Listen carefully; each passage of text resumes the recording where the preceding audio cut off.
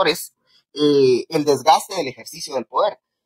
Hay una figura muy significativa que capitaliza el enojo de la sociedad en contra de la forma en que se administra el poder desde el Ejecutivo, y hay que recordar que desde el primer año fue muy controversial la figura de Miguel Martínez con el famoso centro de gobierno, una figura inconstitucional que al final era una especie de superministerio que ponía a todos los ministros a marchar en el ritmo que le interesaba al presidente de la República.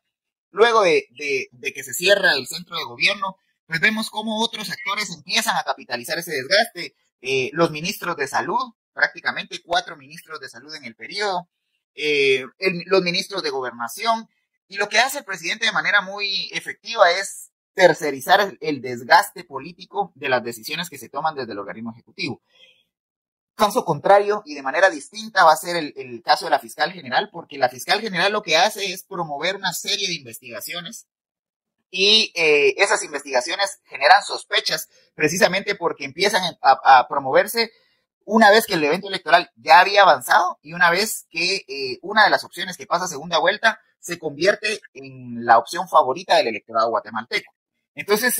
me parece que son temas distintos, uno asociado al ejercicio del poder, lo que tiene que ver con el presidente Alejandro Yamatei, y el otro asociado a las decisiones que se dan de la política criminal de Estado para la persecución de hechos delictivos, que es el mandato del Ministerio Público.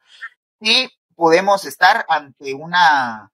clasificación otra vez de justicia selectiva, porque vemos cómo pasan relativamente desapercibidos otros hechos delictivos que no han sido perseguidos, y ha sido dicho a nivel nacional e internacional. ¿Por qué no se, por ejemplo, por qué no se investiga, se persigue las estructuras criminales de narcotráfico, de coyotaje,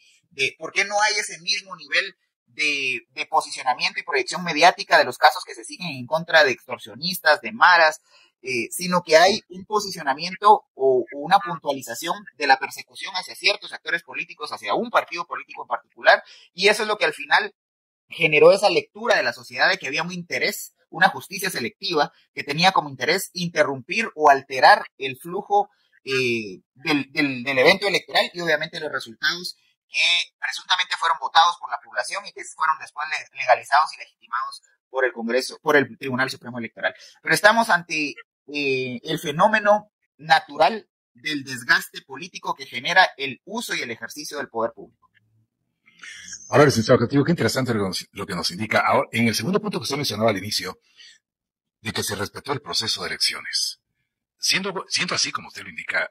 ¿por qué hasta el día de hoy hay escenarios posibles de que sí, Bernardo Arévalo llega a tomar posesión, otros dicen que no, otros que va a seguir la intentona en el Congreso de la República para tratar de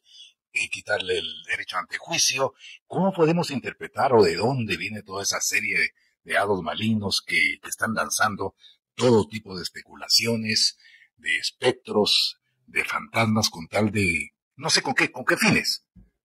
de hacer que este proceso pues sea lo transparente que todos queremos? Bueno, doctor, hay que decirlo, yo puedo referir que funcionó el sistema electoral guatemalteco a partir de la información pública a la cual tengo acceso. Es decir, yo no tengo la posibilidad en esta etapa, para este proceso electoral, de tener acceso a información privilegiada. Yo puedo referir y sostengo mis análisis a partir de la información que ha fluido en los medios de comunicación, que está al libre alcance y disposición de la ciudadanía guatemalteca. Y lo que me dice esa información es que el sistema operó como se esperaba, como la ley lo establece y como obviamente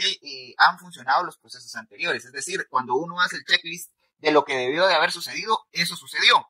No obstante, hay una serie de elementos que seguramente nunca se esclarecerán y que nunca el pueblo de Guatemala llegará a enterarse, que han levantado una serie de sospechas y una serie de hipótesis y suposiciones y de elucubraciones que algunos sectores sostienen. Pero eso va a ser una raya más al tigre en la historia política de este país, como lo fue el caso Rosenberg, como fue el asesinato de Gerardi, como fue el asesinato de varios artistas en el país, o de algunos expolíticos, o ese, por ejemplo, asesinato de un diputado o 2 diputados un día antes de tomar posesión de su curul en el Congreso de la República. Me parece que va a ser desafortunadamente una raya más a la historia tan particular que se escribe en Guatemala en términos políticos. No estoy afirmando nada, ni estoy elucubrando nada. Me parece que lo que algunas voces han levantado puede que tenga algún sustento, pero no lo vamos a llegar a esclarecer, toda vez que el acuerdo, el consenso generalizado en el país es aceptar que se dieron las elecciones, aceptar que se cumplieron con todos los parámetros establecidos en la ley, por lo menos los de accesibilidad a información pública, y que al final eso sirvió para legalizar los resultados, adjudicar los cargos y garantizar la transición de mando en 10 días.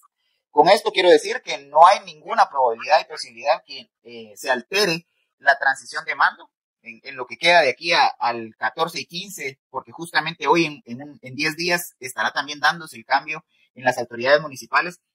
No hay probabilidad alguna de alterar eso. Ello no significa que los casos ya iniciados que están presentados tanto ante la jurisdicción nacional como que están en investigación por el Ministerio Público vayan a continuar. Y eso me parece que es sano porque al final el Ministerio Público deberá respaldar con investigaciones científicas, serias, objetivas, independientes, los alegatos y las acusaciones que ya han sido presentadas algunas y las siguientes líneas de investigación que vayan a estar asociadas a lo que ya se conoce en el debate político nacional. Dicho esto, entonces, lo que sí me parece que es fundamental para la sociedad guatemalteca, y eso sí fue un consenso nacional demostrado a través de los hechos de calle de octubre del año pasado, es que el país no está dispuesto a interrumpir una transición de mando que no sea de manera democrática, ni la extensión de un mandato que sería inconstitucional por parte del Ejecutivo, ni la extensión del mandato de un legislativo que ya prácticamente convive con una nueva legislatura que ya fue integrada a partir de las elecciones pasadas, ni está dispuesta a que hayan autoritarismos que suspendan las garantías constitucionales. Eso está claro. Ese es el pacto político que los guatemaltecos de diversos sectores me parece que defendieron, no solo con los hechos de calle, también con toda la estrategia de posicionamientos públicos que han circulado en los últimos meses de manera profusa a través de comunicados de sectores organizados, de actores políticos emergentes, de pueblos originarios, de académicos, etc. Ahora, ¿cómo vaya a darse el ejercicio del poder durante el periodo que está por iniciar? Esa es otra fase de análisis y eso me parece que amerita pues el planteamiento de escenarios, porque ya no se puede llorar sobre la leche derramada. Los que perdieron, ya perdieron. Los que ganaron ya tienen adjudicados sus cargos y lo que viene a continuación es la lucha en el ejercicio del poder ya durante el próximo periodo administrativo del Estado guatemalteco. Qué interesante, licenciado Castillo. Ahora, ¿cómo comprender desde su óptica de analista político el hecho de que a 10 días de toma de posesión todavía hay muchas fake news, especialmente en redes sociales, donde se habla de golpistas, donde se habla que el Congreso está preparando esto y el otro? Incluso ya hasta se hablaba de nombres y apellidos de una nueva junta directiva del Congreso cuando ésta será elegida por la próxima legislatura. ¿Cómo entender esta guerra, este bombardeo que tenemos a través de redes sociales, especialmente sobre golpistas, sobre antejuicios y sobre tantas cosas vinculadas al proceso de transición? Bueno, esa es la dinámica normal y natural de una transición de poder, una transición de gobierno. Hay que decir que toda transición genera un reacomodo de fuerzas políticas, actores nuevos que llegan, que asumen, que ascienden al ejercicio del poder público, actores que salen expulsados del sistema político, y obviamente todo eso genera una tensión y por el reajuste en cuanto a las cuotas de poder que se han mantenido en los últimos 4 años y que quieren obviamente definir la plataforma de negociación y de lucha política para el próximo. Y bien, hasta aquí el video de hoy. Recuerden que ustedes tienen la última opinión, la cual pueden dejar en la cajita de comentarios. Dicho esto, nos vemos en el siguiente video. Adiós.